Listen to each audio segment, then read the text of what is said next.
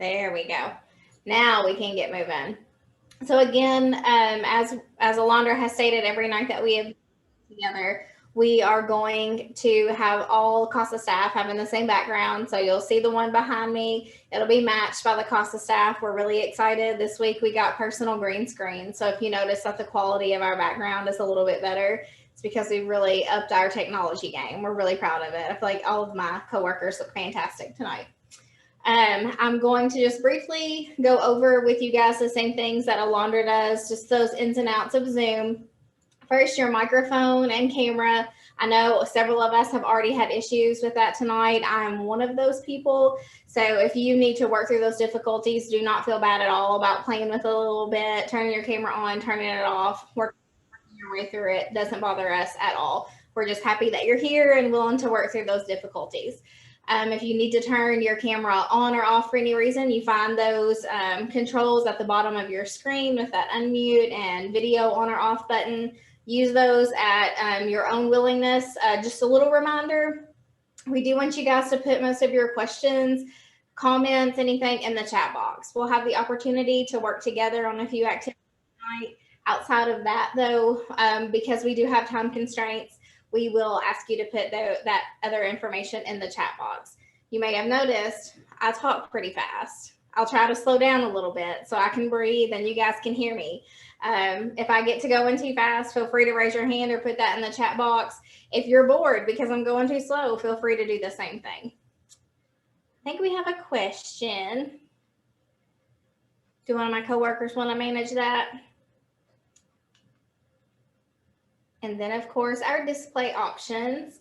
You can change those to what works best for you. Right now, I have it set up so that I can see all of you guys on my screen. That works best for me. If you want to see just one person or everybody, you can adapt to what works best for you.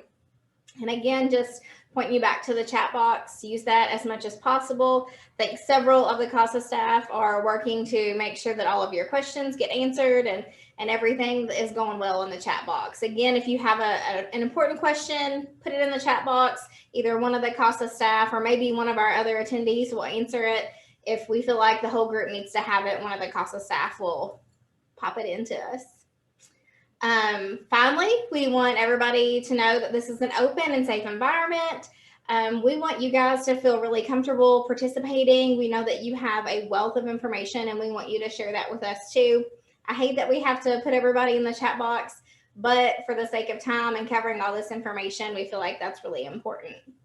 We want you guys to be respectful and kind to each other. And so we'll go on to our ground rules. Remember, we did those the first night, and we want to make sure that we're following those in accordance with what we all agreed on and what we all set out to do. So we're going to start and end on time. So far, I think I did good. I think we started right at 6.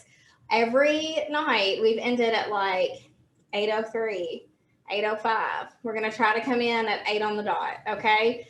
If I can do it, then I get to hold it against Alondra for at least the next week that I ended on time, and she was like 2 minutes over every time. And the next thing is to be respectful of others' opinions. This is critical tonight, every night, but tonight and as we go forward, because we are beginning to talk about more difficult topics. We'll be talking about trauma tonight, resilience. We're talking about poverty and mental illness. And there's a good chance that you're going to have ideas that maybe differ from mine or maybe from other people that are sharing and participating. That's okay. It's great to have a different opinion from someone else or a different idea from someone else. It's just important to remember to be respectful and kind about those differences.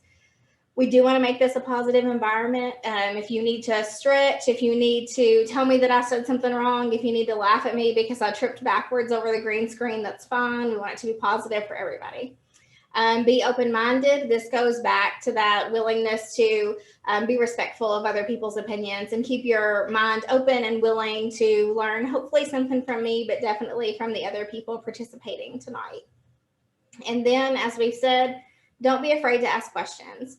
Over the last couple of weeks, I've had the opportunity to really listen to you guys and listen to the conversations that you've been having. You ask fantastic questions. I feel like we have learned just as much from you guys asking questions as you have learned from me sharing information. So please, please feel free to ask those questions. And then we want to do a reminder of keeping everything confidential. We may find that we talk a little bit about the cases tonight. I know several of you guys were in court. So those who were observing in court, I'm sure are going to want to share. We just want to remember to keep that information really private. That's families' personal information, and we want to keep that confidential. Also, because we're talking about things like mental illness, poverty, trauma, it may happen that someone in our group shares a little bit of their own history. And we want to start by really reminding everyone that this is confidential, so that if someone does share, we remember that it stays within this group. That's not our information to share with others. It's confidential. The next thing we're going to do is a welcome activity. It's going to be fun. So please grab the envelope that you had for chapter 3. I hope you're ready for this. I'm really excited that I get to participate as the facilitator and not someone doing it. I meant to add my own drawing, but I didn't. So in there, you should have a couple things. One of them should be a blank piece of paper. So I'm going to ask you to get that blank piece of paper and a pen, and we are going to do a drawing exercise. Get excited. Who here feels like they're an excellent artist? You can raise your hand virtually or in real life. No one? No one is confident? No one. Okay, that makes it way better, honestly. Okay, now the exciting part of this exercise is that we're going to draw something, and I'm going to give you specific instructions of what I want you to draw. Okay? That's the part of the good part. The rest of the good part is that I'm going to ask you guys to close your eyes while you do the drawing.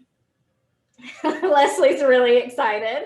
So we're going to go partly on the honor system, but also because I'm not drawing, I'm going to be staring at your faces and seeing if any of you guys try to cheat and open your eyes while you're doing the drawing. So honor system plus a little bit of moderating on my part. So because we are here with CASA and we are a voice for children tonight, we are going to be drawing a child. So close your eyes, get your pen and paper ready. Hopefully you don't get so excited that you draw off the edges of your paper, but try to be mindful of that if you're on a surface that's really valuable to you. We're going to start by drawing a child, and we're going to start with their face. This child has a little round face. So close your eyes and draw their little round face. On their face, I want you to draw 2 eyes.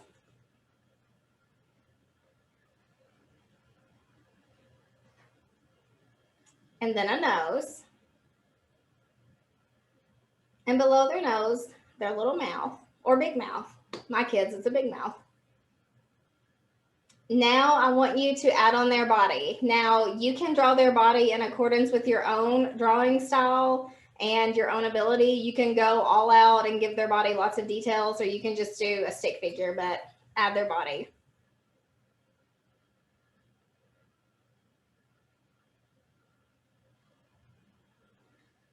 And once you have their body drawn, I want you to go back and add some hair. This child has curly hair. I really love Cassidy's commitment to not looking. I can tell, and Robin too. They're really committed to having their eyes closed. Blanche's, I'm sure several of you are. I can only tell a couple of you are really committed to it. I can't even see Alondra. She could be full on cheating. So, all right. Is everyone done drawing their child? Oh, she's not cheating. I am answering the chat box. All right, who is ready to share their child? I want everybody to hold your child up in the camera and show your child. Oh my gosh, they're beautiful. Becca, I love it. They're so wonderful. So I love this activity. We incorporate this activity. I found some directions for doing it, but the inspiration came from a suggestion for a date night for my husband and I. We were supposed to blindfold each other and draw a portrait of the other person blindfolded, and it was hilarious. The picture of him looked exactly like one of the little figures from the first Toy Story that Sid tore apart and put back together, all wrong. So I was really inspired by that, but found some directions online. But for this activity, really we wanted to do it to hopefully get you guys to loosen up, enjoy it, have a little fun with it, but also to think about that tonight when we started this activity, You guys all had the same supplies. Okay. You all had paper, you all had pens. We had given that to you. In addition to that, you all had really specific instructions. I told you exactly what to draw. You had a little bit of flexibility in there, but I told you what I wanted to draw. And no two drawings look the same. They didn't look the same because you guys came with different baggage, you came with a different history, you came with different information and different abilities. And we're going to talk a lot about that tonight. We're going to talk about trauma and how the things in our past impact our future. We're going to talk about tools that we might have that other people don't, or that other people have that we don't have. And so we wanted to start this activity tonight, letting us know that even those little differences can make a big impact on the way things go going forward. All of your little children were fantastic, whether you had excellent art skills or you were really totally committed like Cassidy was, and so you're all over the page. Actually, I don't even know. I couldn't see yours very well. Yours might have been like spot on. But we just want you to keep this activity in mind. Yeah, see, Blanche's legs are like off to the side of the paper. See that, and that can happen whether you have trauma in your background or you have a perfect childhood. You might get to the other side of adulthood with all kinds of incidents and all kinds of issues, and that's what we're going to start talking about tonight. And I just want you to keep this activity in the back of your mind of how what we bring to the table really impacts how we are going forward.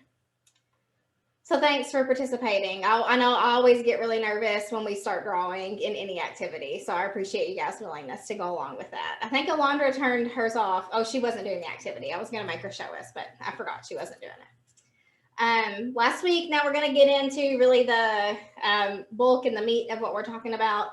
I want to touch back on our expectations for training though. The first thing you guys had listed that your expectations were a respect of learning victims' healing process. We're going to talk a little bit about that tonight, but the main one we're going to talk about is communication from this list. We're also next week actually going to start talking about cultural differences in families. And then, of course, last week we talked about child development. So hopefully we're hitting all of those and we're meeting your expectations. If for some reason we're not, if that was one of the things that you wanted to learn about and you don't feel like you've learned enough about it to CASA effectively, please let us know. You guys have that evaluation in your Canvas, and you are more than welcome to share it there, or you can reach out to me or Alondra by email as well. I'm going to point you back in the direction of our feelings thermometer that was originally in your blue portfolio.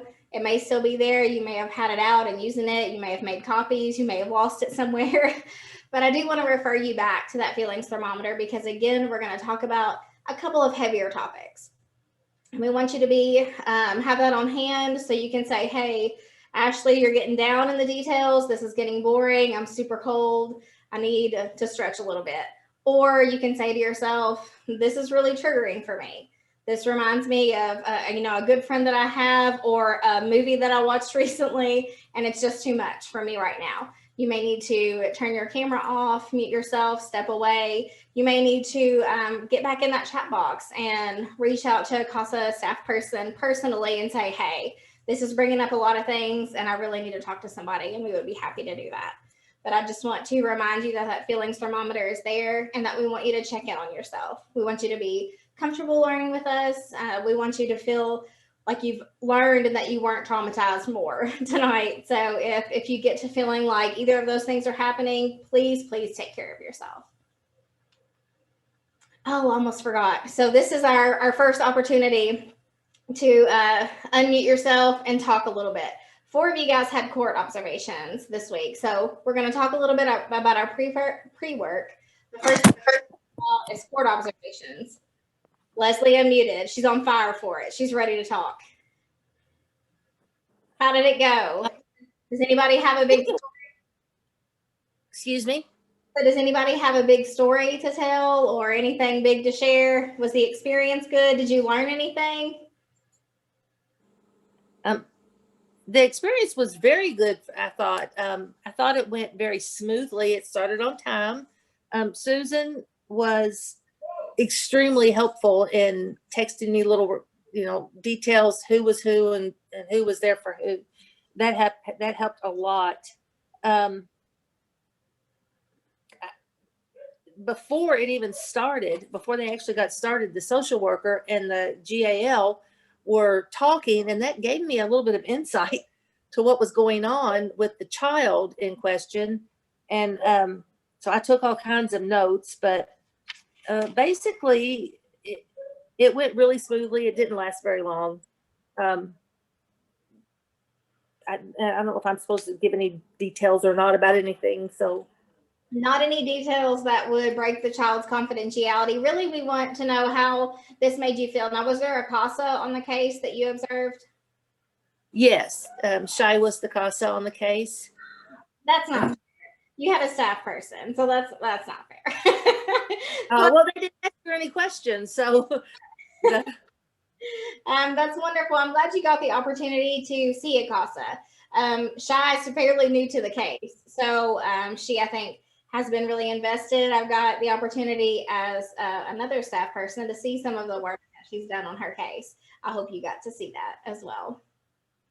Now, who else had, I think Blanche observed, Denise observed, and Cassidy observed. Did you guys want to share anything from your experience in court observation? Denise has her hand up, or she did. Is it still up? You still want to talk, Denise? It went down. Yes, let's let Denise. It went very quickly. I was confused. My case was it was very short. The meeting was, I don't think the whole thing lasted 5 minutes. So me trying to identify and follow these things, it's just something that's a learning process. I know that we'll pick up in the future, but yeah, so I have to really get to know that part of it, especially. Thanks for sharing, Blanche. I'm glad that Leslie had a great experience, but it's also nice to hear that yours was maybe good, but also you had probably questions, and there's a lot to learn. I want to reassure you first that I know I am still learning things about the court system. I learn something almost every week that I have the opportunity to participate in a case. So don't feel like you're out on that. Did you want to add? Most of my experience was that mine was just like a, oh goodness, I'm drawing blanks. It was a follow-up, to see to where they're at in the case. And so that's, I think why everything went so quickly was because of that. It was updating information. Okay, well, we're going to see you back at this time. So it was pretty much over before it began. And that sometimes is the case if not much has changed, if the family hasn't made a ton of progress, or they haven't backslid or anything like that. It can happen that it goes very quickly. I'm going to ask Denise to share because I don't think her experience could have been any more different than that, Blanche. Correct. Yeah, my case went pretty long. It was probably the first hour were the parties' attorneys attempting to stipulate and agree to, some course of action, but they ultimately weren't able to. So they called the judge in, and yeah, it was interesting. I learned a lot. It's a lot different doing these via Zoom, and they start. I guess it's the court reporter starts when the official proceeding starts, and they just continue to record it. And yeah, that was about it. There was some family there and their attorneys and represented by counsel and all that. But yeah, it was long. Are we allowed to record sessions like that for No, notes and stuff? We don't record. The court reporter, because it's a Zoom call, is recording the proceedings. And so it shows up at the top. It'll say, it starts recording. It'll tell you when it starts recording. But we don't record. No. No, we don't record. That is part of, I think, the trick of being virtual. So when we're in the courtroom, the judge will often start by saying, like, I'm turning it on, I'm going on the record. And a light will actually come on her bench that lets everyone know that she's on the record. And then when she starts being on the record, she'll do a roll call first and ask everybody that's in the room. And I think typically in most hearings that happens virtually as well. Carolina or Brian, Carolina is the judge's case manager and Brian is her staff attorney, will say, I'm going to go on the record, and then they'll do the same thing. They'll say everybody that's on, or they'll ask everybody what their name is. And then they do that recording for posterity, I guess, for the record. So it's on the record, and we have a record of that. And something interesting or important to know too is that if they do an in chambers, typically they're still on the record, and you can ask to see those things. If you're not there, you can ask to see a recording of it. I've not ever done that, and I think a guardian ad litem is typically who has access to that information, and I think it takes quite a bit to get it, but you have access to it if we need it. Thanks, Denise, for sharing. That leaves Cassidy. It's not on my screen anymore. No, there you are. Okay. Cassidy, do you want to share? Were you in the middle of 15 minutes and 3 hours on your experience? Mine was probably a good 30 minutes. Good. I think mine was, I mean, it had a resolution, a beginning and a resolution. So I felt like mine was pretty good to observe. Besides the fact that there were several parties involved, and every party involved had an attorney, and so there was probably 10 to 12 people on our Zoom call. So it was a little hectic at first, but then it cooled down a little bit. Without getting too specific, something that kind of caught my attention throughout the whole process was guardianship was going to a girlfriend and a grandmother who both agreed on everything. They're like, this works. The mother, who does not have custody of the child right now, was not in agreement with it. Even though she doesn't have, she's currently not with the child. I don't know. I'd feel like if that's what's best for the child and all parties involved are okay with it, why you would object to something like that. I don't know which case you're talking about. I'm not sure I'm familiar with it. So before I try to answer, I'm going to open the floor for Susan, who may have been there. Susan answered most of my questions. So Good.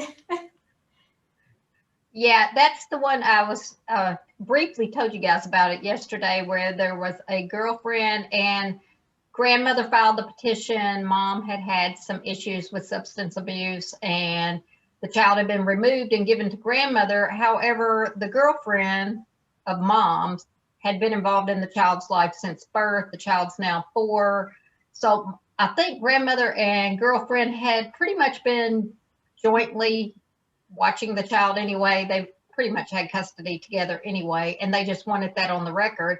Mm-hmm. But mom, who quite frankly at this point she is in rehab and trying to get things better so that she can get custody back, but she did not want grandmother to have the custody at all. She wanted girlfriend to have all the custody of or primary custody.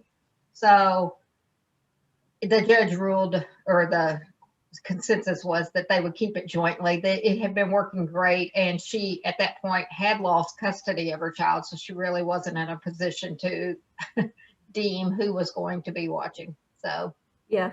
Did I answer I don't really know if I answered your question, Cassidy. I don't think it really was more of just an open-ended statement more than a question, kind of. So those were just my observations, what I thought. And that happens a lot of times. Just so you know, in that particular case, I can tell you from being on it in the previous temporary removal hearing prior to this, mom's upset with grandmother for filing the petition in the first place. So she was it was just more of a trying to get back at mom because mom did this. I don't think she really thinks that mom's not taking great care of her daughter. I think she would agree she is. So you'll see that happen, just people bickering for, it's not really in the best. And always we as CASA, just like the judge and everybody else on those hearings, we're looking out for the best interest of the child, and it's in the best interest of the child for her to have joint so that they can both be able to do what they need to do throughout the day and not be constrained. So yeah. Other than that, it was a good case. It was a good one to observe, I think. Good. I'm glad. I'm glad. Before we move on, I just want to say that when I asked Cassidy if her hearing was like 15 minutes or 3 hours, Molly went like, I don't know if it was just a reflex or she was like, yeah, I don't want to do that for 3 hours. So I want to reassure you that they are not all 3 hours, that we do our best to get you in, and that you're only obligated to do an observation for an hour. So if after your hour is up, you need to move on, your lunch hour's over, your kids need dinner, you've had a long day and you need a hot bath, whatever it is, after your hour is up, as long as you're discreet and your camera should be off anyway, you can slip out of the hearing. You don't have to stay on. I would guess that probably Denise thought hers was super interesting and wanted to stay on. I think I have a hard time leaving because I want to know what happens. But you're not obligated to stay through the length of it if time does not allow once you have your hour of observation in. So whether Molly was just responding to, life itself or to the idea of 3 hours, I don't know, but you're obligated. My mom used to tell me, she's like, Molly, your facial expressions are going to get you in trouble. And I'm 30 years old and I still do it. And I'm sorry. No, I don't even realize I do things sometimes like that, but I'm sure I was like, oh my God. Yeah. It's a long time. Don't apologize. It's good. I like it when people's face belies what's going on with them, because then I get to say things like that and address it instead of you sitting there panicked like, I don't have 3 hours on a Tuesday. Don't worry about it. I get to address the problem. And before we move on to the rest of our training tonight, I want to talk about one of your homework assignments or pre-work assignments from actually chapter 2. We didn't go over it last week because not everyone had completed it. And I wanted everybody to have the opportunity to look through those dilemmas. So the one I'm talking about is the dilemmas. I should have written the page number down and I didn't. So it would be in your chapter 2 pre-work. And it's the series of questions where all of you guys that I did office hours with, you just said, like, I really didn't know what to put. So I put, ask my supervisor. And I told you that was the right answer. That's the one we're looking for. And I want to talk about at least 2 of those with you guys tonight.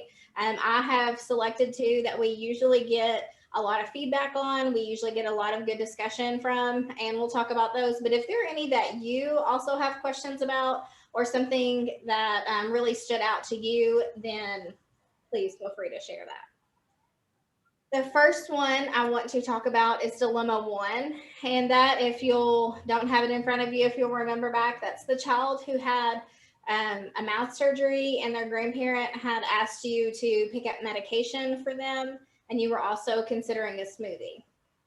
Milkshake. I don't know why I said smoothie. Who would give a kid a smoothie? Also, that's just kind of the gist of the dilemma. Who would anybody like to share what their thoughts were? No one. What page is that on? Somebody want to help me with the page number? Page 10. Oh. Thank you. You can also flip back in Canvas and just see what you wrote on there. Nobody put anything that was crazy. Okay, I've looked at all of them. Nobody put anything that was way off base. So if you said it out loud, you'd be fine. All right, Leslie? I just put that I thought that it would be fine to pick up the medication because you're not transporting the child anywhere. You were going to visit the child and you were just saving the grandfather or grandmother a trip. And I thought the milkshake was perfectly acceptable as well because it's just a small token. It wasn't a big gift or anything. And for a child that had just had mouth surgery, that was a wonderful surprise. So that was my answer. I hope it was close to being correct. And most of these, there's not a clear right or wrong answer. Everything's up for a discussion and examination. So does anybody else want to comment on what she said, or did anybody else have an idea that was different? Becca's got her hand raised. I was uncomfortable with the thought of picking up prescriptions because they were already paid for. What if something happened? They could claim that I had kept it. I don't know. I just put it like some liability there that I don't think that maybe we should take on. And I err on the side of Becca on this part. So I'm glad you are the first one that responded. I agree that when we're dealing with medication, we like to think that everybody is on the up and up. I would like to think that I have a great relationship with the parents and grandparents in the cases that I work with, or foster parents in some of those cases. But you just never know. And if you picked up and it happened to be a narcotic or a pain medication, and then you got to the house and the grandparent took all the pills and said that you picked them up, and now the kid doesn't have any, then we have a whole host of issues that are going on. So, and this is usually one that we have lots of people on both sides of that argument. So on one side, half of our training participants say, like, this family is clearly in need of help. They have a sick child. It's a grandparent taking care of a grandchild. Like, what little kid wants to get back out after they had mouth surgery and go pick up medicine? And then we have lots of people on the other side saying, well, it's dangerous to do that. They may have paid for it. It could be a liability, all kinds of issues on that side. So with CASA, we like to err on the side of caution on not picking up the medication. But then I want to talk about, Leslie said that she feels like we could get the milkshake. A couple of you guys in your comments and the dilemmas on Canvas said you were not comfortable getting the milkshake. Would anybody like to fess up that they said that and talk a little bit? Molly, okay. Molly, share a little bit about not wanting to take that on. I mean, I think my first thought was the way that it was written was almost kind of like, well, no, it says you're on your way to your very first visit. So first of all, I mean, I don't know the kid, and I'm not, I mean, sometimes I don't know, it takes me a minute sometimes to warm up to people myself. So I'm thinking, I'm not going to be like, I'm going to go get a milkshake for this kid because number one, they may not like them. And then it's like, and then two, it just seemed a little bit forward, almost kind of like it wasn't my place to do that. I think me personally, I always kind of err on the side of, step back a little bit rather than move forward too much. I don't know. I don't know that I felt that it was necessarily inappropriate. It just seemed a little too forward for a first meeting, especially if you don't know the kid. You don't know if they have food allergies. I don't know. And that's why it's important to have people with different personalities and ideas talk about things, because I am in Leslie's camp. I'm like, oh, they had surgery. I need to immediately take them like ice cream and a little stuffed bunny to hold and all these silly things. But I see so much value in what you have said too, Molly. I have food allergies. I would have to ask a million questions if somebody brought me food. So I totally see that food allergy. And then once someone starts talking about it, I'm like, well, when you get your wisdom teeth cut out, you can't drink out of a straw. What if they can't drink out of a straw and you bought them a milkshake and now there's just this delicious milkshake and now they can't drink it? So I like to give gifts. So my first thought was like, yeah, we got to get this sweet baby a milkshake, especially since they don't have their pain medication. They need something. So I think with this, it's a matter of the milkshake side. It's more a matter of personality and preference, and maybe talking that over with a grandparent. So you've apparently had them on the phone, and if you're planning on bringing a gift or something like that to especially a first visit, it's a great idea to talk to the adult in the situation. Something else to remember that Molly didn't bring up is that there might be another child or other children in the home. And how big of a fan of you is the grandparent going to be if there's like an 8, 6, and 4-year-old and you bring the 6-year-old a milkshake and nobody else gets anything? It's going to be a rough night at the house. So I would, just encourage you to talk it through with the caregiver as far as that goes. The other dilemma that I wanted to talk with you guys about is dilemma 5. And this is the one where mom, you have a good relationship with mom and she asks you to keep a secret.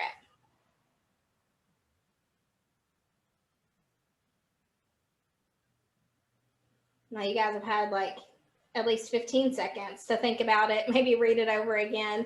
Does anybody want to share what their thoughts were on this dilemma?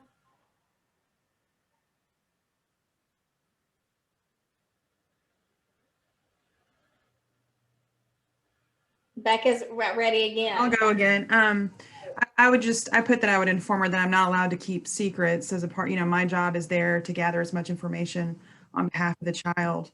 So I couldn't promise that I could keep a secret. That wasn't my role.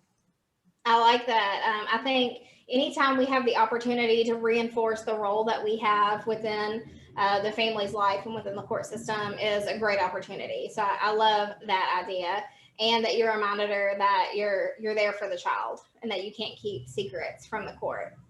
Did anybody else have anything to add on that one? No, that's our whole focus, is what's in the best interest of the child. So if that secret, no secret should be kept at all in any case. Absolutely. We don't keep secrets. It's the opposite of our job. Our job is to inform the court. So that's exactly what we're there to do, is to share what we think is in the best interest of the child, but to provide information. So I love those answers. Those are the only two I wanted to cover. Cassidy has her hand raised. I just had a quick question about this. So in this situation, once she has the child, would that child be taken away as well? Or is it just circumstantial? Or It is there are so many factors that would, again, I hate that we always say it's a case-by-case basis. It's a case-by-case basis. okay. It seems as though in this scenario that there are not any reasons that the child would be immediately taken away. So the cabinet doesn't just automatically, if they have custody of one child, automatically get custody of another. Right. Are there circumstances where a child is removed from the hospital? Absolutely. If the court and the social worker know that the mom's been using drugs or something like that because of their involvement in the case, then in all likelihood, that could happen. So because the court and the social worker are involved in a case, if they have a child, I would say the odds are higher that child is going to get removed, but it's not a given. So, and we even have cases open right now where there are children already in the home, and there may be 3 children in the home and only 1 gets removed. Okay. It's very child specific and very case specific. I'm going to give Susan the opportunity to answer more on that too, if she wants to add anything. If not, that's fine, but she may want to add a little bit.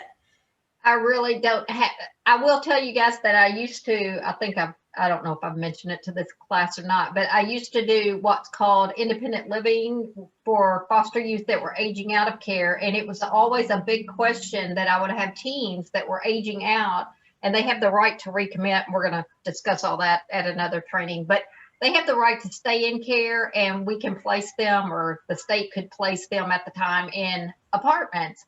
And I can't tell you how many youth I had that were pregnant, and they would not recommit because they had it in their mind that they automatically, their baby would become a ward of the state as well, which it took a lot, and a lot of social workers in the day thought that was the case. And that's not the case even for that situation. If they're stable, their baby doesn't automatically go into state's care.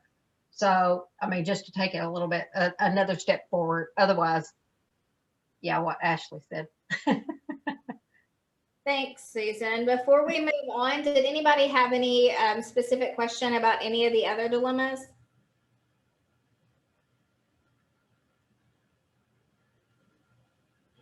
All right, like I said, most of you guys, if you had questions, like, again, I did read through those. If you had any reservations about making a firm decision, I think all of you guys on several of the questions put, I would ask my supervisor, and that is always the right answer. If you have a dilemma, if you're worried about something, if you feel like it's a little bit of an issue, please reach out to your supervisor. We get calls and texts and emails regularly, and most of the time we're able to answer the question. Occasionally we have to staff it with our coworkers and with our director and make a good decision, but we won't leave you hanging. If you get in a dilemma situation, please reach out to us. We want to help. And then we are going to move on and start talking about resilience and then trauma. I'm going to only try to cover the information that I'm supposed to cover. These are things that I'm really passionate about. Resilience is something that I feel very strongly about having and building in kids and in our community. So I'll try to keep it really focused and not get off and run down the rabbit hole for you guys. I want to let you know first that we start talking about trauma first, or we start talking about resilience instead of trauma first, for a very specific reason. When we talk about trauma, we talk about all the bad things that go with trauma, that it's not just a one-time incident and then the child recovers and moves on. There are lots of things that kind of build on that and move forward with that. But we want you guys to know that resilience is the hope for that child, for the family, for anybody that is involved. And so we want to start with resilience so that you guys already have that built in. You're already in that resilience mindset when we start talking about trauma. And I also want to refer you guys back to our mission. So we at CASA, our mission is to, we exist to promote and protect the best interests of kids, of abused and neglected kids in our community. And at the very end of our mission, it says so that the child can thrive. We want these children to thrive. And that is what resilience is. We do not work with kids who are without trauma. Very few people make it through life without trauma anyway. But we only work with children who are involved in the family court system. That means that they have been through some kind of trauma. Even if it's not significant, the fact that they have to go to court is a trauma, okay? So we know that they already have that trauma, but we believe that through building resilience, through having a CASA, through really wrapping around services in our community around them, that we can help them build their resilience. And through doing that, they have the chance to be the best possible child and person that they can be, even through that trauma. So that's why we talk about resilience first. We want you guys to know that we really operate from that place of strength. Even though we know that these children have experienced trauma, they still have resilience already in them, and we want to continue to build that up. So with CASA, we talk about the 7 C's of resilience, and they are on your screen. They are competence, confidence, connection, character, contribution, coping, and control. If anybody wants to win a candy bar, you can say that in 5 seconds or less. If you don't stumble on it, I will give you a candy bar. I made it through without getting tongue-tied. We'll start with talking a little bit about competence. But these things are not, we didn't twist these words or make them, exciting or more interesting than they are. They are exactly what they say they are. And they contribute to resilience first with competence, because when we feel like we're good at something, when we feel like we can do something, when we feel like we're really effective, it adds to our resilience. It builds up our self-esteem. It builds up how we think about ourselves and contributes to that overall resilience. Confidence, who doesn't like to feel confident? I think hopefully most of us have had the opportunity to walk into a situation feeling exactly like we know how to handle it. And when we do, when we have that confidence, then we feel like we're able to tackle whatever's thrown at us. So if life throws us trauma, we feel like we have the confidence to handle it. Connection. This is so critical. And this is really where CASA comes into that resilience part. So with connection, we're talking about the connections that children or adults have with those around them. Hopefully they have at least that one consistent caring adult, like a CASA, in their life that's going to help build that resilience. But connections are also other people in their life. We'll talk a little bit about that more tonight, but it can be teachers, youth leaders, a coach, a friend's parent, lots of people that could step up and fill that role of having and building connection. Character is, of course, I think, what's the saying? Character is who you are in the dark, or who you are with the lights off, or something like that. And that's exactly what character is. And character kind of points to that natural born piece of resilience. I hear all the time, kids are resilient. Kids are resilient. They'll be fine. Kids are resilient. And kids are resilient. And everybody is born with a little bit of resilience. But we can build that resilience up, or we can tear that resilience down. So character is that little piece that we're built with and that we can build on. Contribution is another important part. And contribution is how a child or an adult feels like they're contributing to their family, to their society, to their community, to their school, to their workplace. It's really important for children and for adults and families to feel like they're able to contribute. This builds that confidence, and it builds on their confidence, so they feel like they're able to be a part and to be a helping part. Coping, of course, is their ability to cope with the circumstances that life is throwing at them. We know that kids are involved in family court because they've experienced some kind of trauma. It may be something, we'll talk about different kinds of trauma later, but it may be compounding trauma. It might be lots of trauma over a long period of time, or it might just be one mistake that got them there. Either way, they've experienced trauma, and the way they cope with that and the way they cope with the navigation of the court system is really going to affect their resilience as well. And then control.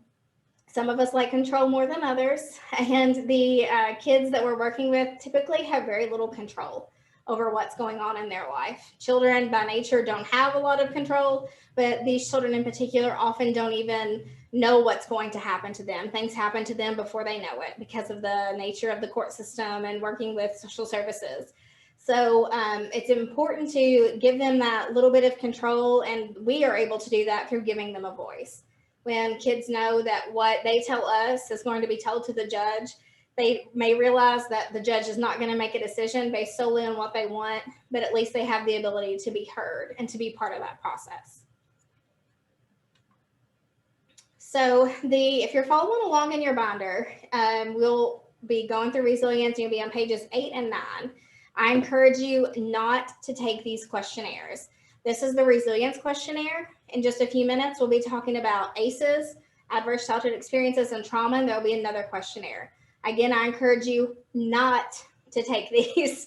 Do not take these tonight during training. I hope that you have an exceptionally high resilience score and an exceptionally low trauma score. But because we want you to feel like you're really safe and protected, and we don't want to make this a traumatic experience, we encourage you not to take the resilience or ACEs questionnaire, but to just be familiar with it. If you do decide to take it, make sure that you have someone around you that you feel really safe and comfortable with, that you can talk to, and be prepared for that. We have lots of people who, once they become familiar with the ACEs questionnaire, have lots of questions about it and maybe feel really uncomfortable with some of the things that it brings up. I want you to know about it, though. I want you to have access to it, and I want you to know about it. So the resilience questionnaire is in your binder, and the resilience questionnaire is not necessarily a measure, but an ability. It's a tool for you to take stock of some of the things that may have built resilience in your life or in the life of the person who's taking the questionnaire. And there are 14 questions. They are not hard questions. They're simple questions like, I believe my mother loved me. I believe my father loved me. Someone in my family cared about how I did in school. I was independent and a go-getter. I believe that life is what you make it. And these questions were developed by a team and are a good indicator of how someone is able to build resilience once they've experienced trauma. And now we're going to prepare to talk about trauma. Again, I want to refer you back to that feelings thermometer. This is difficult to talk about if you've experienced trauma. It's difficult to talk about if you've never experienced trauma. So I encourage you to check in with yourself, to take a break if you need to. We'll take a break immediately after talking about trauma. So just remember to check in with yourself. I'm going to try to read a poem. I'm not a poet. Normally when I have to read this poem, it's not immediately after the inauguration where this poet just blew it out of the water. So just have low expectations. It's very short. There was a child went forth every day, and the first object he looked upon, the object he became. And that object became part of him for the day, or a certain part of the day, for many years, or stretching cycles of years. If you missed that, it is in your binder as well. But I'd like to open the floor back up to you guys as you listen to me read it or are reading it for yourself, and talk a little bit about why this was placed in your training and how this makes you think about trauma, what this kind of means to you in regards to trauma.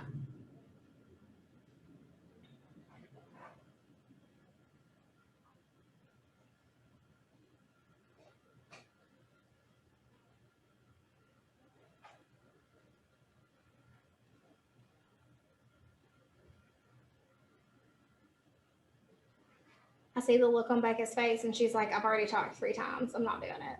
I'm not going to do it again. She has high expectations for you guys.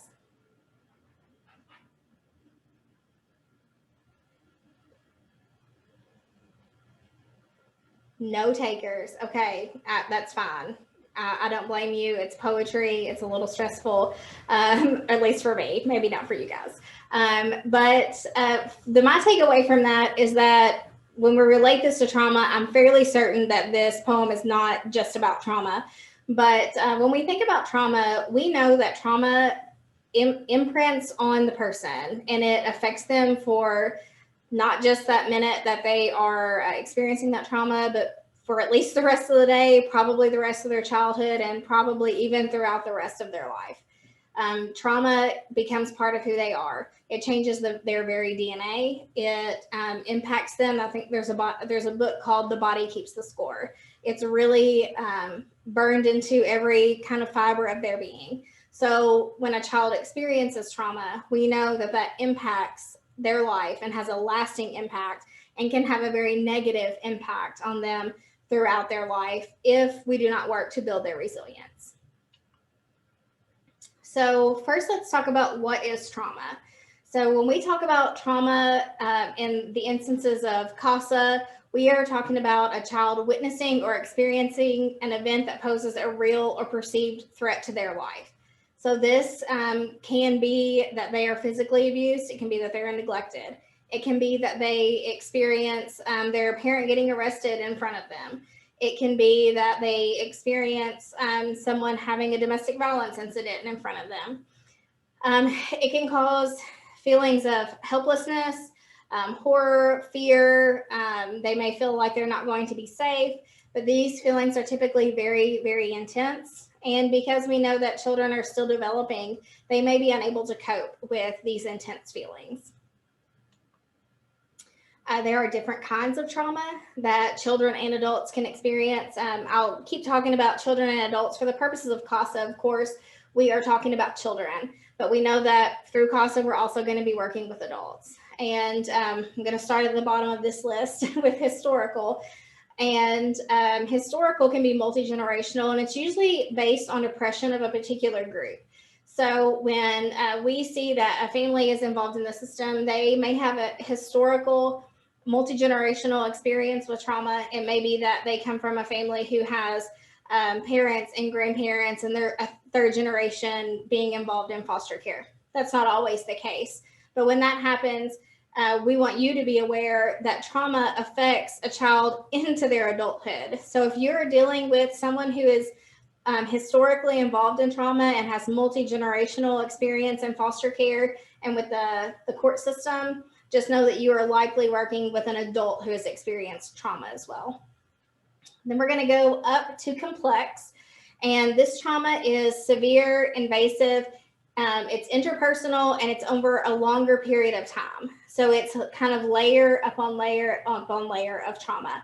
This is typically seen in longer issues of abuse and of long-term issues of abuse in a household, or survivors of war, survivors of significant like cultural issues as well. The next one is chronic trauma, and this is also repeating it over a period of time, but it's not as layered. It might just be one kind of abuse or neglect, or just a bad accident. Not all of these have to be abuse or neglect related, like I mentioned, war or an accident. And then acute trauma is just usually one thing. It's very serious, but it's short and typically a single event. So this might be like a car accident, or if you had your house broken into and something was stolen. Those would be acute instances of abuse. It also can be child abuse, or of trauma, excuse me. It can also be child abuse related when it's just one specific event. So if maybe it's mom's boyfriend and it happens in the home and mom removes boyfriend from the home. It's one incident of trauma, but it's not happening multi-layered over an extended period of time. So clear as mud, right? We're going to be going through a lot of information. How does trauma impact the child? I'm not gonna, now that's a question, but not one I expect you to be able to answer right now. Hopefully by the end of the night you will. But it impacts children differently based on their age or their developmental stage, their perception of the danger faced, and whether they were a witness or actually a victim. So we talked just a little bit ago about even if the child doesn't have an actual memory of it, they can still take that in and still be affected by it. So just because they're a baby doesn't mean they won't be impacted by trauma. It also makes a big difference about the danger that they perceived to have faced. So if you're in a car accident and it's a really traumatic car accident, but you didn't think that your life was in danger, you might walk away from it without any trauma. Or you might have like a little fender bender, but you thought you were going to be pushed over an embankment and drown and have lots of trauma from it, even though it was a little tiny accident. And that's true with child abuse and neglect too. So it's really based on the perception of the person who experiences it, in this case, the child. The way it impacts the child is also really dependent on their relationship with the victim, between the victim and the perpetrator. So when we are talking about children, we're usually dealing with parents or other relatives who have perpetrated the abuse on the child, abuse or neglect on the child. And when this happens, some people get really frustrated when the child still wants to go home and still wants to live with their parent and still loves their parent or the person that did this thing to them that we see as horrible and we recognize as traumatic and abusive. The reality is, though, that in most cases, the children still love their parents. Their relationship with their care provider or even the person that did it to them will be impacted, and they'll be impacted. The way they cope with and get through the trauma will be impacted, but we just want you to know that as we move forward. And then I also want to start talking a little bit about the adverse childhood experiences. So I'm going to call them ACEs from here on out, so I don't have to have the tongue twister of adverse childhood experiences. But that's what we're going to talk about a little bit. And when we talk about that as it relates to trauma, there's an excellent video that I definitely should have shared with you guys, but don't think I have yet. It is by Nadine Burke-Harris. It's her little TED Talk. I say little, but she totally kicks butt in it. It's not little at all. It's only like 18 minutes, but she packs a lot in that 18 minutes. And she talks a lot about adverse childhood experiences. And when she talks about trauma, she talks about it as if you experience fear and heightened, all this adrenaline and all these things going on as if you were being attacked by a bear. But then when she talks about it in the context of abuse and neglect and childhood trauma, it's as if the bear lives at your house and the bear comes there every night. And you have that trauma coming every single night or every couple nights, or you know it's constant and you can't get away from it. And this impacts the child because it changes the way they're able to cope and able to get through that. And then as you guys are going forward and working with families, it's important to, like I said earlier, really be mindful that there's a good chance that, and I say families, but there's a good chance everybody in the room has experienced trauma of some kind, maybe childhood trauma, maybe trauma as an adult. But if we really are sensitive to the idea that trauma has happened to most people, then we are better able to understand the way they respond and the way they interact and the way they are able to cope and move forward with whatever role they're using. So you may be tempted to get really frustrated with parents or with attorneys, with other people who are involved, but just remember that when we think about families who have experienced trauma and we think about other people who have, everyone is coming at it from a different perspective and everyone is coming to it with their own issues. So this is the slide that is the adverse childhood experiences slide. This is in your binder. Again, please do not take this tonight. Please don't sit down and fill it in. Please, please, please. If you want to do that on at some other time when you feel really safe and you feel really comfortable, then that is fine. And if you want to even talk to us about it, we're more than open to that. I do not encourage you to use this assessment with any of the kids that you work with either, but to just keep it in mind to think through it. So this was developed by a team of researchers who were actually not researching child abuse and neglect. They were actually an insurance company and were doing a weight loss study and realized through this study that those who were not able to lose weight, the most common denominator is that they had multiple incidences of trauma. And there's a lot more to that story, but for the sake of time, I'm not going to go into it. I'm just going to tell you that they developed this questionnaire. These are the instances of trauma and childhood that they have identified. That does not mean that this is everything. I think most people are like, death of a parent isn't on here. That's very traumatic. It is very traumatic. It is just not one that was identified by this team. But when we talk about adverse childhood experiences, what we're talking about is this specific set of questions. And we pair that with their resilience questionnaire Because when you look at this, if you do decide to take this, or you've already taken it, and you see that you have a high score, specifically if someone has over 4, they have a much higher chance of having negative outcomes into their adult life. So people who have higher than 4 on the adverse childhood experiences, there I said the whole thing for you guys again, on the ACEs questionnaire, they have a higher incidence of suicidality. They have a higher incidence of depression. They have a higher incidence of heart disease. They are more likely to have diabetes. They are more likely to develop cancer. And what the researchers found is that this is true even if they don't make so-called poor choices, even if they live a healthy lifestyle. Their body and their health is impacted into adulthood because of trauma. The reason we start with resilience is because those resilience factors can help combat that. They can help stave off some of those bad things, those negative impacts that we see into adulthood from trauma. But we want you guys to know and to share with other people that it is critical to build resilience, because without it, the children who are going to grow up and be adults that we surround ourselves with are impacted very negatively by adverse childhood experiences, specifically if they have 4 or more. But it's also very common. When they did this study, and when we continue to do this study, we found that about 60% of the population has at least one ACE from childhood. So when we're talking about trauma, it's important for us to recognize that the children we work with have experienced some kind of trauma, and then to go forward with determining what we can do.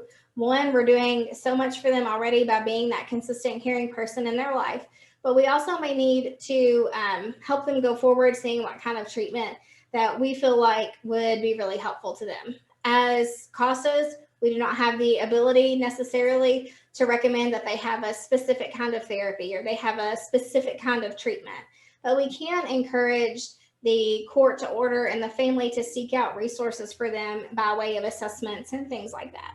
So if we recognize that a child we are working with has likely experienced one or many of these traumatic experiences, we can encourage the family and the court to look at having those mental health assessments and those trauma assessments done, so that we can in turn encourage the family, the child, whoever is involved in the case, to get the child services from our community that can help with those. So as promised, when we're done talking about trauma, we are going to take a short 5-minute break. If you have questions, if there's anything going on that you feel like you need to talk about, feel free to jump in the chat box and message one of us personally or give us a call. So we'll meet back here in 5 minutes.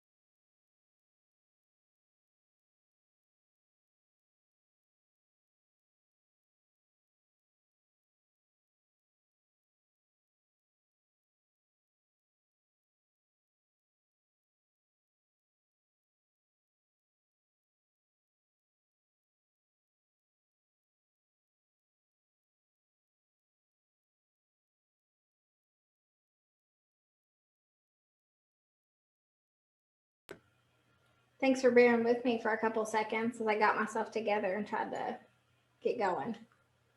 Let's see if I can make the clicker work again. I know you guys can see me struggling with the mouse over here. So thanks for bearing with me. All right.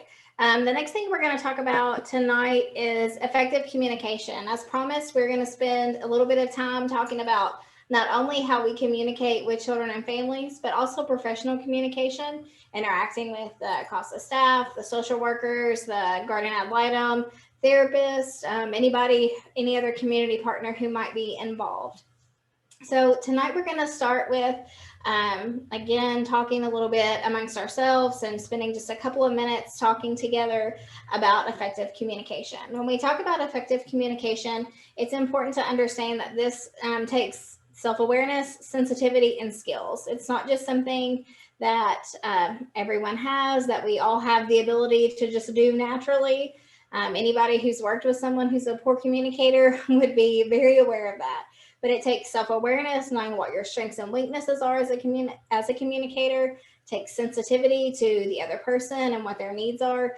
And it also takes skill. It's not just a matter of being an introvert or an extrovert, but of really working on the ability to communicate with other people. So we're going to start, like I said, with a little bit of discussion. And if you look on page 15, this question is in your binder.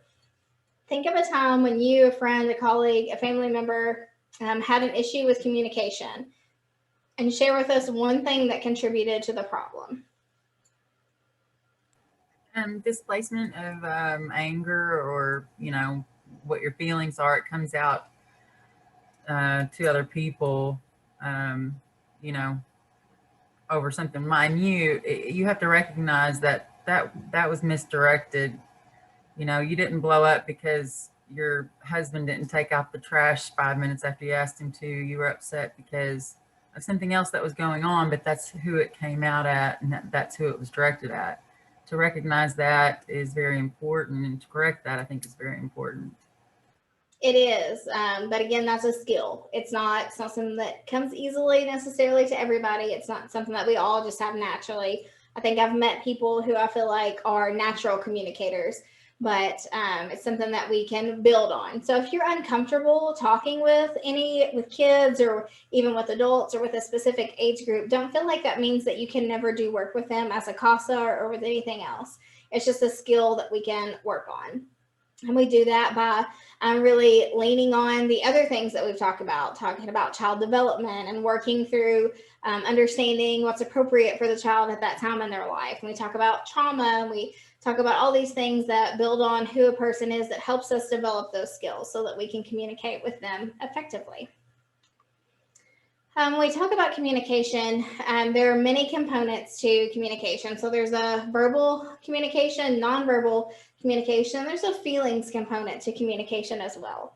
So I think these are fairly obvious, but I do want to talk just a couple of seconds about each of those. So when we talk about verbal communication, we talk about words spoken. It's just as easy to get a miscommunication issue with actual words spoken. My biggest miscommunication or argument with my own husband is I always say, it's your tone, it's your tone. Or if anybody makes me mad, I'm like, it's not what you said, it's your tone. So just know that if you take a tone with me, I'm going to get upset. But when we talk about the verbal component, even with those actual words spoken, we can build into those some miscommunication. Also, when we talk about verbal communication, keep in mind that this is not just like I'm sitting here tonight talking to you. It's also what we write and what we do. And I know we hear this constantly, but it is so easy to miscommunicate through text and email. Be very careful about the tone that you use when you're texting and emailing and using those written forms of communication. Those are words too. And it's still very easy to have those communication issues with those. When we are person to person, we also have a nonverbal component of communication. So I don't know how much you've seen my hands. I talk a lot, and I think they keep popping up at the bottom of your screen. So there's not just that, but like Molly's face gets her in trouble. So we have those little pieces of nonverbal communication when somebody says something totally off the wall in court and you go, those are nonverbal communication that they're definitely going to feel judged by later. So we have to be aware and use our skill set to keep ourselves under control. Molly, I'm right with you. Obviously, I like to communicate with my body as well. And then, of course, there's a feelings component. And I think that's what Blanche was touching on just a few minutes ago. So when I have a communication issue and somebody has taken a tone that I didn't like, it's typically really based in my own feelings and not necessarily in what they were saying or the actual tone they were using. I find that that is almost always true with issues with email and text as well. If I feel really insecure in talking to the person and they text me or email me anything, I'm like, did they take a tone with me in that email? Were they trying to, was that condescending? That felt condescending, but really it's just me with my own feelings and the feelings that I brought to that communication as well. So when we're doing that, when we are communicating with other people, it's important to keep those things in mind. It's also important though, to remember that they are doing the same thing. So to really be careful about the relationships and the boundaries that we're setting with people as we are going forward in this communication, whatever the style of communication is. So I want you guys to remember back to your pre-work. There were several questions in your pre-work, and that was about interviewing a child. It was asking you to come up with some potential questions and some ideas of communicating with a child. And while you guys are kind of scrambling, I didn't write the page number down again. I apologize, guys.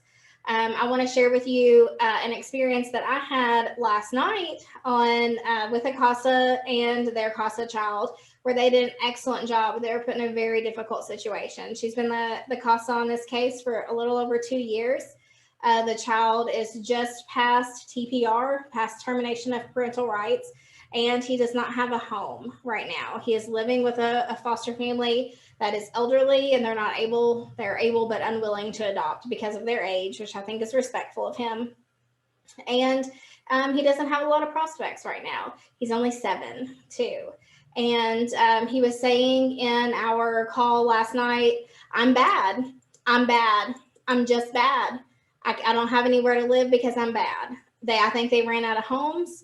The last place I couldn't live at was because I was bad, and I think there's not any more homes. So my CASA had to talk to a child in that mindset. Luckily, we were on a call with a mental health professional, but she's not the one that jumped up first. It was his CASA, who's been with him for 2 years. And she relied on her ability to communicate and asked him first to listen. So he kept repeating, I'm bad, I'm bad, I'm bad. And she said, his name, please listen. Will you listen to me? Will you listen to Miss? Will you listen to me? And waited for him to not get his feelings in check, because that wasn't going to happen, but at least made sure he was listening. And she used her ability to communicate with him at his level to reassure him that he is not bad and that there are plenty of homes. We're just trying to find one good enough for him. Now that communication is sad. It was sad. She was able to get through to him. Do I think he believes that he's good based on that one communication? Probably not. But with reassurance and building on that, I truly believe that ability to communicate is going to impact him and help turn him around. So now that I've laid a big whopper of a story on you guys, who's ready to share some questions that you were able to come up with? Cassidy, you look like you're like really into your screen and ready to read one of your questions. So she's like, no, not at all. Did you come up with any great interview questions? I do have a question about the questions. Were they supposed to be kind of more general, more serious toned? Because I kind of did a mixture. It's all about the tone. No, it's important to have a mixture. Can So somebody tell me what page, please? Because I know that I did the exercise and I can't find it. 25. 25, I think is what. Yes. So Cassidy, I think if you've experienced working with kids, and I know in my experience working with kids and adults, over the course of a conversation, it could be all of those things.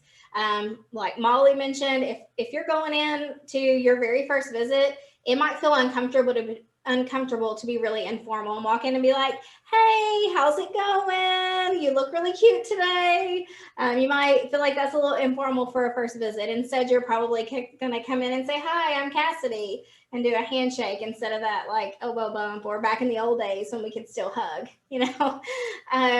So it's both of those. Once you get to know somebody, or even through the course of a conversation, you might swing back and forth from, you know, not a silly question, but a more surface question, then dive a little bit deeper. There are wrong questions. I shouldn't say there are not any wrong questions. There are some wrong questions that you could ask, but it could be any of those. Okay, so one of my questions I did was, an open-ended question was, you know, what do you do when you're sad? What do you do when you're, you know, happy, mad, any of the above emotions? Because everybody does things differently, you know. Like when I was a kid, when I got sad, I'd always color. Yeah. That was, you know, how they, if it got a little bit more serious, you know, how do you handle these emotions? Because emotions are big for kids. Absolutely, they are. And I love that you have an excellent example of an age appropriate, really for anybody, but an age appropriate way to handle those big feelings, whether it's sadness or anger. You can even offer an example of that when they answer. If they say, I don't know, I throw a fit, I throw things, you're like, well, when I was a child, I colored. Do you have any crayons? So that's an excellent way to talk to them about their own coping skills. Denise, did you come up with any questions? I did. Yeah. Go ahead. Go ahead, Denise. Let's hear what I'm hoping that you're going to share, because I think Cassidy's question was great for any age, but really on those younger kids. I'm hoping Denise has something to share because she has an older child in her household. Yeah. You know, I usually just start out with basic questions like, did you have a good lunch today? And what'd you have? And, you know, just get to, I don't really dive in with anything too deep initially. I'm assuming this is just like the first interview or meeting. So just ask kind of surface level questions, you know, how do you like school? You know, what's your favorite book? Those kinds of things. That's what I had. That's a great question, and it's important to remember that. We know when we go into these conversations that we know what our job is, we know what they've been through. Very often, they have no idea who we are, even after we tell them who they are. Based on their age, they may not be able to have a real understanding of what we're there to do. So if you come in with some of those heavy hitters, like, can you tell me about the trauma you experienced and where you think you're going in life? They're probably going to be like, all right, lady, like, let's take a minute here. You don't even know my middle name yet. So those are great ways to build that connection and really get the child to start opening up with those. I won't say easy questions, because half the time when I ask my own kids what they had for lunch, they don't remember. So, but some of those questions that are not as feeling invested or thought provoking right at the beginning, and then we dig into some of the trickier ones. I think. Oh, Blanche, did you have a question?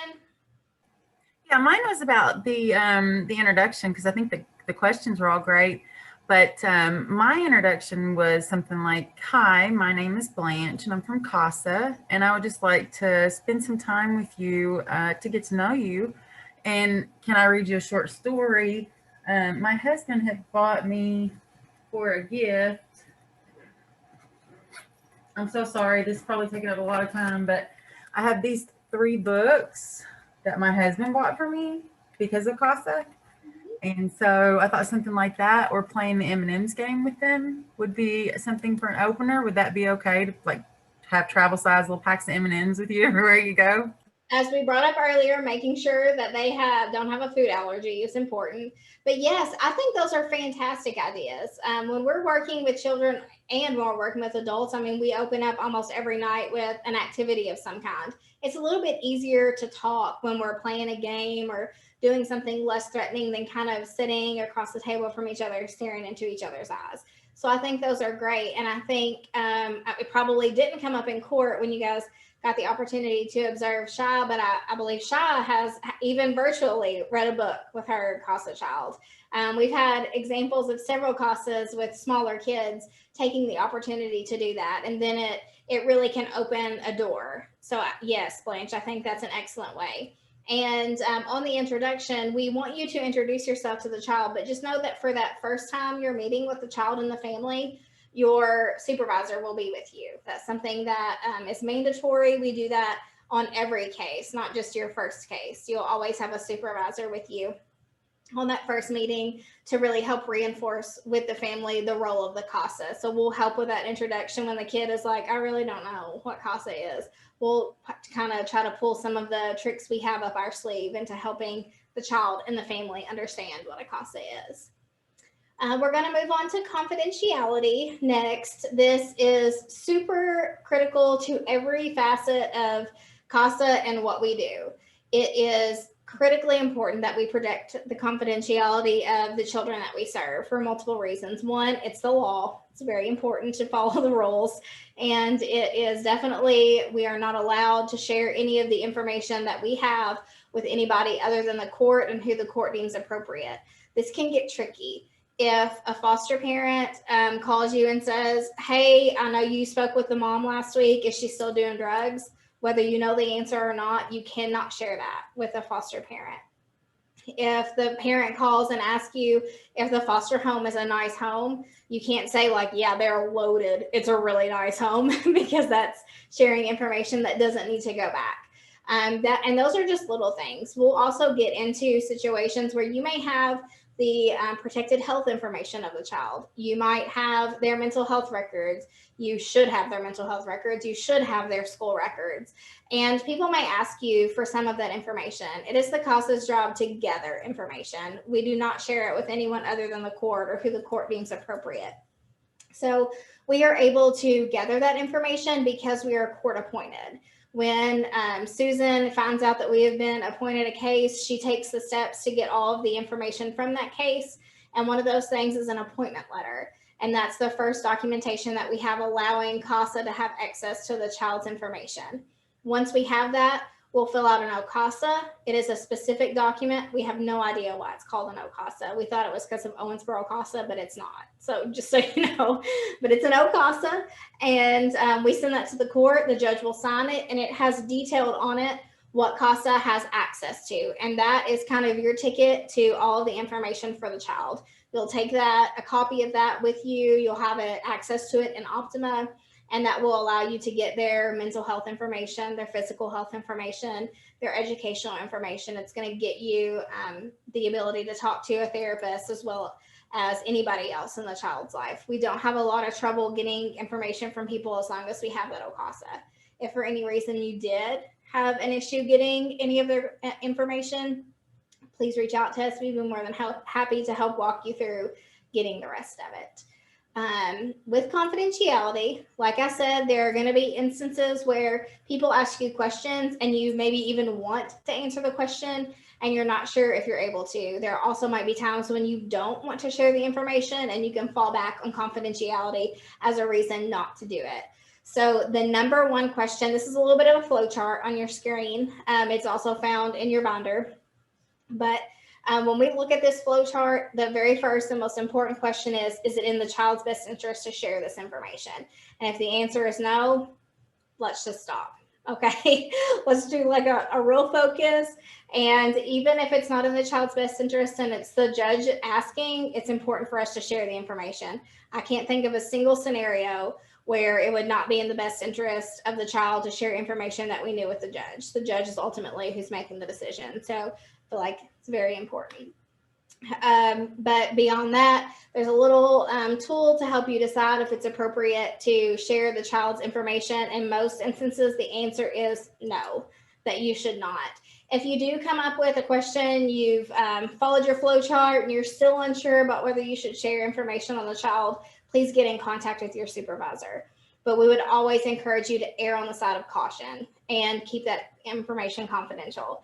This is especially hard right now during this virtual COVID time when most of you guys are sitting at home on your computer right now. I'm also often working from home, and I have my kids in the room, and my husband gets home from work and walks to the room. When things like that happen, it's important to keep confidentiality in mind. And if you're working on something and you're working from home, you use headphones, you turn your screen so that other people don't have access to it, but you do everything you can to protect that child's confidentiality. One, because it's the rules, but also because it can have a pretty significant impact on the child. And we may not realize it, or I say the child, but the child or the family. We may not realize it, but it's a small community. We have lots of connections here. And, you know, I found out that one of the CASAs that we serve, even I live in Ohio County, and my kids know one of the CASA kids. If I'm in court or I hear something and that child with a very distinct name is heard by my kids and they take and share that information at school, is that in the best interest of the child? No, it is not. So even with your kids, even with your spouse, somebody that you trust and you know has no malicious intent, it's really important to protect the confidentiality. I know that we need to talk about these things. We need to talk about how impacted we are. We need to talk about the trauma that the child experiences, or the secondary trauma that we experience from hearing about the trauma that the child experiences. We need to talk about how frustrated we are with the court system, or we need to talk about how this one person wouldn't call us back or whatever it is, but try to keep that within the CASA family. Try to call your supervisor and vent that to them. We don't want you to keep it inside, but those are really your only two options. So please keep it confidential, no matter how tempted you are to really confide in a spouse. If you have to do that, then you need to make sure that you're not sharing any identifiable information, because it's critical to protect the confidentiality of the families and the kids that we work with. The next thing we're going to talk about is professional communication. And this is just a little bit different from the communication that we talked about earlier. All of those things still apply.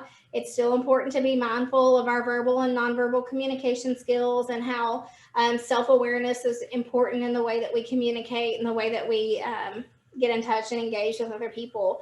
But when we talk about professional communication, we're really talking about the way you engage with the court, with the social workers, and with the other people who are involved in the case of the child. It is extremely important that we do things in a timely fashion. So we want to get the ball rolling as soon as you get a case and as soon as you find out the information, and we want to get right on that and get on it. So what we'll do typically is start emailing and calling the social worker and the guardian ad litem with you. Then after that initial contact and communication, I'm saying you're on your own, but really we'll be there most of the way with you as well. But in those communications, we want you to do that in a really timely manner. We don't want you to wait until the day before court and start emailing everybody and saying like, hey, I have court tomorrow. Can you get back with me right away with the kid's mental health? Because I haven't talked to you in 3 months and I need to know before court tomorrow. Please don't do that. Please have regular communication with the therapist or the school, with the family, so that you're able to really gain an understanding. You're able to get that timely professional communication. I know that I don't need to say this to you guys, but we do have to share with you how important it is to follow etiquette and guidelines. And actually, after I said I don't need to say it to you, I probably do need to say it to you, because I feel like with everything being virtual right now, all of those lines are very blurred. And it's easy for us because we're sitting in front of at least I'm sitting in front of my computer, it seems like 24 hours a day, to like want to send a text message at 3 o'clock in the morning because that's when I woke up and thought about it. It is not appropriate to do that in professional communication.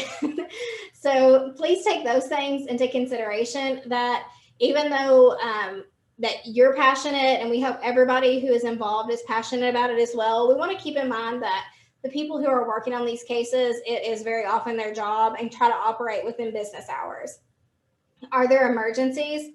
Absolutely. Do we need to get in contact with people when there are emergencies? Absolutely. And it's okay to do that.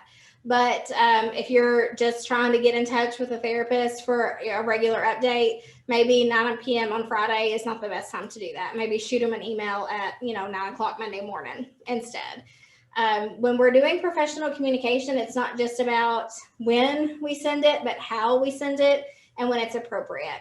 So we live in a very connected world where we text a lot, we have access to people's cell phone numbers, and almost always their email. We would encourage you to keep that in mind when you are reaching out with those communications. So if you feel like you need to get some information and share it with somebody, try email first if it's on the weekend, but you feel like they need to know it. If it's immediate and you feel like they need to know right now, email is probably not the best method. If it's an emergency, probably a phone call is a better alternative. These are things that I feel like most of us are used to operating under, but again, with COVID, a lot of those lines get blurred and it's tempted to just do everything all the time. But please try to remember that etiquette and those professional communication things that we all know and try to follow, and hope that everyone follows with us too. With professional communication, we all hope that we all get along and everybody answers things in a timely fashion and we get answers back quickly. And I'm going to call on Shy in just a second, so get ready. Be ready to talk about the MCC that you and I did this morning. I'll give you a hint so you're prepared while I'm talking. So it's important to, when we're having professional communication, to share ideas, to talk regularly, to really engage with the providers that we're working with on these kids so that we build relationships and are able to work effectively to get resources to the child. Now I'm going to ask Shy to share because there are instances where it's difficult to get information from people. It's difficult to get information on the child or to make contact with somebody. And I know you guys are thinking like, what do we do? If I've sent 6 emails and called 4 times and they won't answer, what do I do? So hopefully I gave Shy enough notice because we didn't talk about this beforehand. And she's ready to share what she would do in a situation like that. Absolutely, no worries on my end. Just in case if I pause in conversation, I've been having a little bit of internet issues, so I'm kind of freezing here and there. But for me, I would personally, again, reach out to the main collaterals of the social worker and the guardian ad litem, just to see how their forms and methods of outreach have worked for them. Just because the social worker, they strictly work with the family, so they work with all members of the case. So whether it's mom, dad, kid, great uncle that was listed in the petition, they have to, by requirement, they have to follow up with each member within the petition that it's about, So I'd follow up with the social worker, and then the guardian ad litem, that is the attorney for the child. So they have to get into contact with that kid, with that child as well, or the children. So I would reach out to them and ask them their different types of methods of how they go about getting into communication with the child. It varies per case, of course, like methods of contact stays changing. However, if you're doing your due diligence to follow up with these main collaterals in regards to contact and communication, that's pretty effective. Is that Thank you. Sound good, Ashley? Yes, very much. Yeah. Yay. And unfortunately, there are circumstances where we have a difficult time getting in touch with a family member or even some of those professional collaterals who are not observing that professional etiquette that we hold you guys to. And when that happens, we encourage you, like Shy said, to stay diligent, but also to rely on your supervisor. Sometimes we have a different means of contacting that person. Sometimes we know their supervisor and can help get in touch with them that way.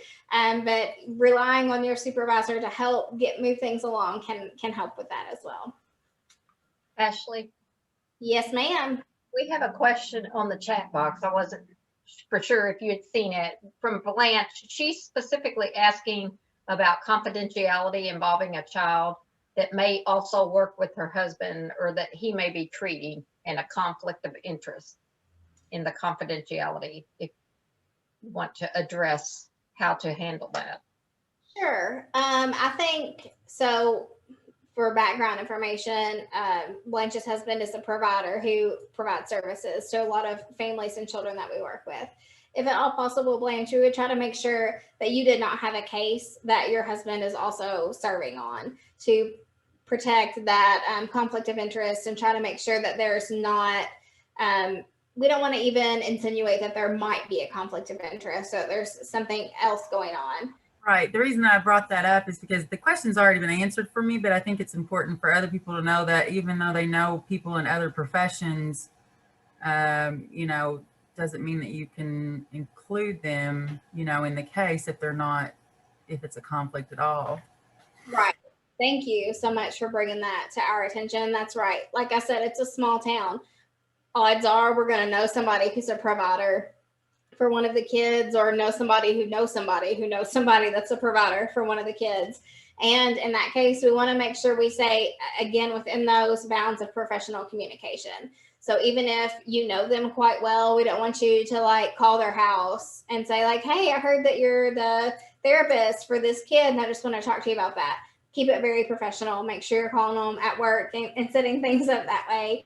And if you do have a conflict, if you do know someone, a provider very well, or if you do know someone involved in the case very well, make sure you let us know that so that we can kind of staff that with our director and make sure that there's not a conflict of interest that would prevent you from serving on the case.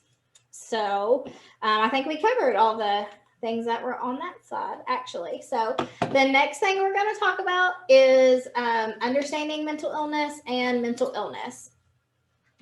We have several facts to go over. I'm not going to actually hit on all those because, as usual, I talk too much and we're going to run out of time if I'm not careful.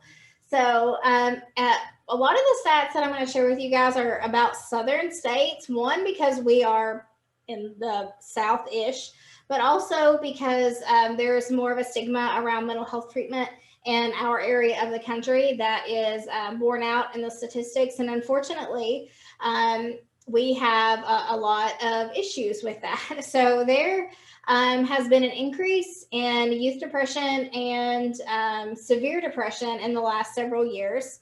I think this data was collected prior to COVID. I think if you read the news or you listen to the news or even get your news on social media, you've probably heard that there is a significant increase in the mental health needs of all people, but especially of youth, as we are going through this pandemic and things are changing so much for people. Nationally, about 57% of people with mental illness do not receive treatment at all. 18% or 1 in 5 adults with mental illness do not have health insurance. 64% of youth with depression do not receive any kind of treatment. 63% have not been in any inpatient treatment. So when we think about these statistics, we think about the reality that mental health care is not accessible to all people. When we think about the prevalence of addiction in the southern states, which is very high, about 7.5% of people who live in southern states have addiction. When we think about those rates of depression and we think back to the Green case, I want you to think about how Marky Green, how I trust that everybody read it. I know a couple of you messaged me and said, I didn't have time to do all the homework. Can I still participate? The answer is yes. You may not know the answer to this question. The good news is I'm not going to ask anybody to share it out loud. I just want you to think about it as we're going through. So you think back to Marky Green on the Green case and think about how mental health and these statistics might impact Marky. I want you to also think, because before we close out tonight, I want to touch on poverty a little bit. And when we talk about mental health, it's not just whether somebody has a mental illness, but whether they have access to mental health care. There's absolutely nothing wrong with somebody having a mental illness. It's whether they're able to address that through the resources in their community. That's critical to the success of the family. Also, if you had taken the opportunity to look at the adverse childhood experiences, one of the adverse childhood experiences is having a parent or care provider who has an untreated mental illness. Notice that it did not say a mental illness, but an untreated mental illness. So we do find that a high percentage of children who are involved in the system have a parent who suffers from a mental illness and does not have any treatment for that whatsoever. So 20% of children have a parent with a mental illness, and when they are being provided for by someone who has a mental illness, specifically one that is untreated, things can be very unstable for children. There can be mood disturbances and poor emotional regulation. For the child, they can have poor academic performance. They can have more isolation and shame due to maybe a parent acting inappropriately or their inability to provide quality care to the child. there is a dramatic increase in risk of substance abuse if there's someone in the family who has a mental illness that is untreated. I cannot stress enough to you guys, though, that we are talking about untreated mental illness. So if there is someone on your case and they disclose that they have a mental illness, but that they are receiving regular treatment for it, whether that's through therapy or prescription treatment, don't treat them as though they have traumatized their child. That is, we're really only talking about untreated mental illness or someone that doesn't have their mental illness under control. We also know that many children who are involved in the family court system suffer from mental illness as well. So they may have lots of issues that come along with this. Usually it's trauma related. If you watch the Nadine Burke-Harris video, she'll talk about how it's really difficult to diagnose a child with a mental illness, even something like ADHD, if they've experienced trauma, because often it's their trauma talking and not a mental illness.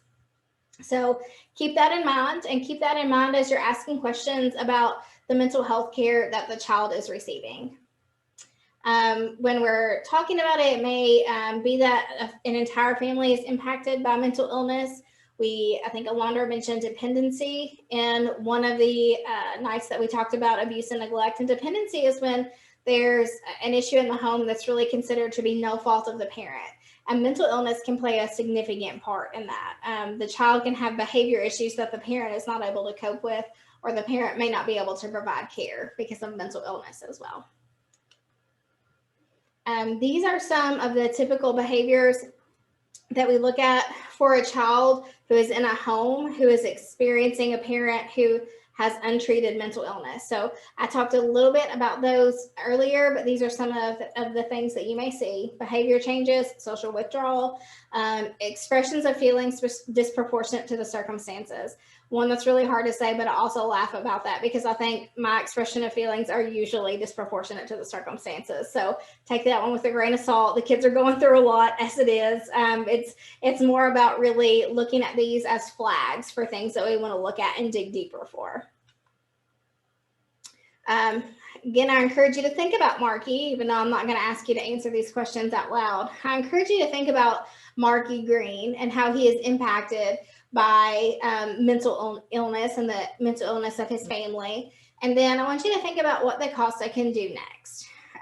Especially when we're working with kids with mental illness, it's important for us to think about the resources that they have access to and making sure that they are utilizing the full everything that they have access to when it comes to their mental health treatment, and making sure that the family is supporting them through their treatment and through their mental illness. I was going to ask you guys to list questions through the annotate feature. You're off the hook though, because we have so little time left. We're also going to skip the other break. Sorry about that. But I want you to think about and maybe take a couple of notes on some things that you could do to really dig in and make sure that the child is getting the mental health treatment that they need. So again, we are not therapists. CASAs are not therapists. I cannot stress that enough. It is not appropriate, even if you are a therapist, to use your therapeutic skills on the CASA child that you have. That would be a conflict of interest as well. That being said, use all the other tools that you have at your disposal to figure out what the child needs and make recommendations and justifications for those recommendations based on what you feel the child needs. So it's important to know when you are reporting to the court if the child is receiving mental health care, if the child is taking medication, if they're making regular appointments.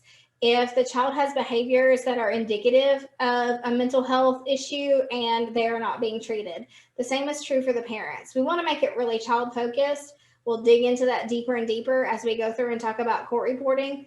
But as we know, mental health and untreated mental illness dramatically impact kids. So if the parents are having untreated mental health issues that are evident through their substance abuse or erratic behavior or something like that, it's important to still make those recommendations, but really focus it on the child and make sure that the court understands that we're not just saying, mom acts crazy, but we're saying mom has erratic behavior, and because she has erratic behavior, she made these decisions that put the child at risk. This was going to be the break. Sorry, it's not going to happen. We only have 10 minutes left, and there are at least 5 minutes of a break.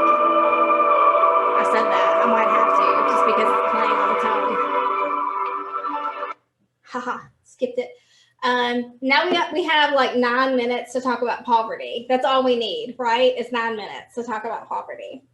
I want to start by saying the majority of children you will encounter will live at or below the poverty level. And I cannot state enough that this is not because child abuse and neglect happen only in homes where there is poverty. That is not the case.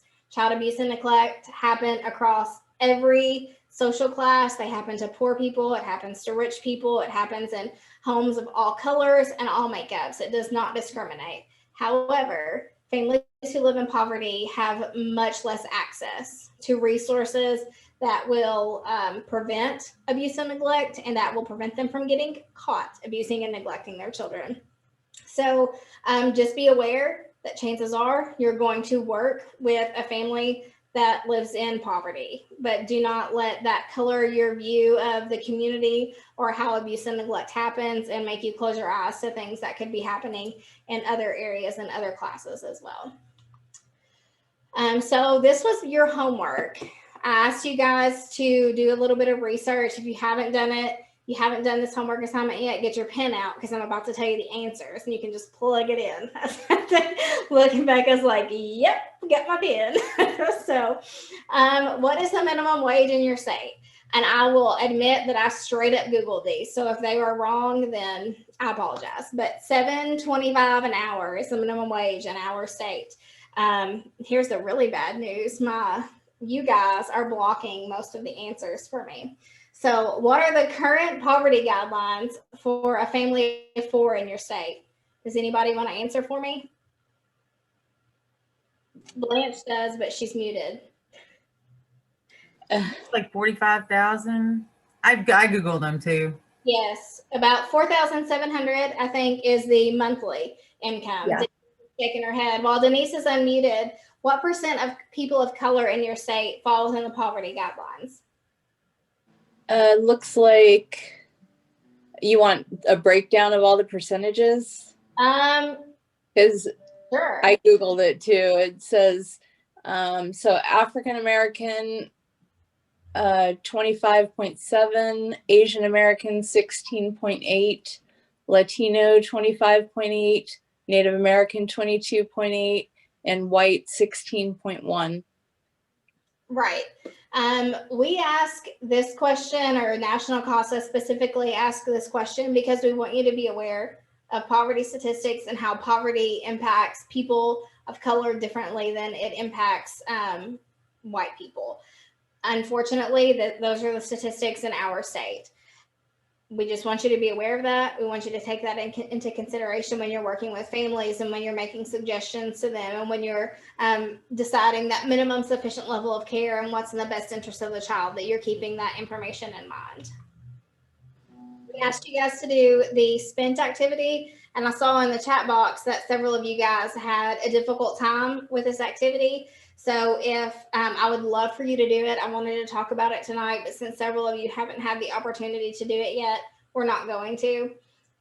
Please do this activity. I've done it like 3 times. One day I only made it 8 days. I did it again like last week and I made it to the end of the month with $8. I was really proud of myself.